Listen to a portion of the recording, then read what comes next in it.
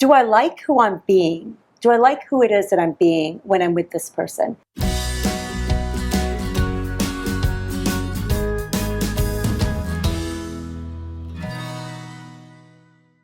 You hear the word toxic a lot. You hear it on the internet, you see it on TV, and about relationships. How would someone know if a person they're interested in, or worse, that they're in love with, is toxic to their life? Well, I think that word toxic is really evocative of something that's poisonous, that's terrible, that's just, deadly.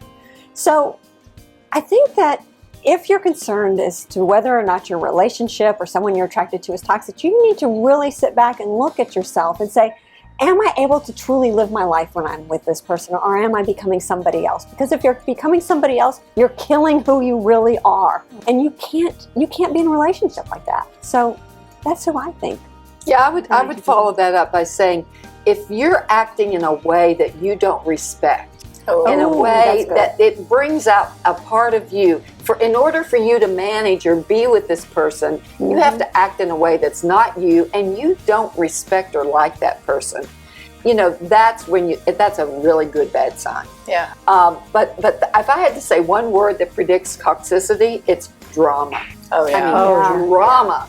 And drama is, it's one thing to have drama every now and then, but to have a daily dose of it and never know, like walking on eggshells, never know what the reaction is going to be. To me, that lack of emotional regulation is, basically what we call it in literature and research, lack of emotional regulation. A person who can't manage and choose how they act, regardless of how they're feeling. Mm-hmm. You can feel the feeling, but then can you choose to act in a way that's mature and kind and loving in the way that you would want to appear? That's right.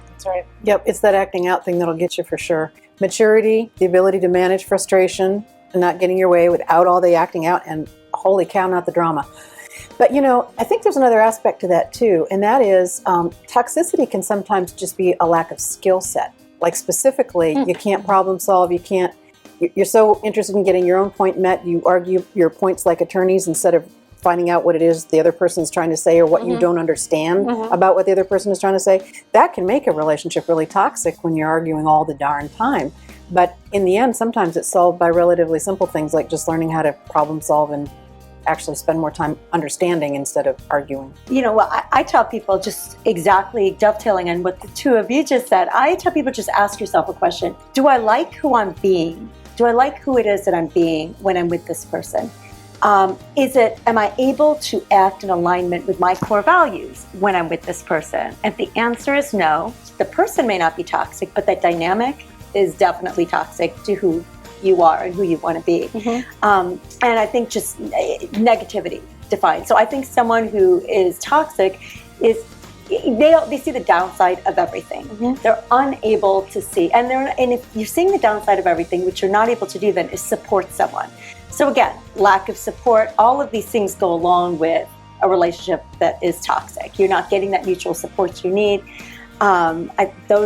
Those to me are the most common. But I think something else interesting is when someone is toxic, I feel like they have the barometer that they have for themselves is what they feel should be the barometer with everybody else. So what their experience is, what their view of reality is imposed on everybody else. That's a barometer. That's a standard by which everyone else is judged. And I think judging is a big part of that, because I think judgment with a capital J, when I think of toxicity, I think of being judged. Someone, putting you down, judging you, and again, judging you according to what he or she, views as reality. It's like a one black and white reality for them. So it sounds like toxic relationships are ones that sort of kill your potential. They kill who you are on the inside, whether it's because it harms you to do it, or two people come together and together they're explosive. So if you find yourself in one of these kinds of relationships, the core thing to take away from this video is it's time to get out.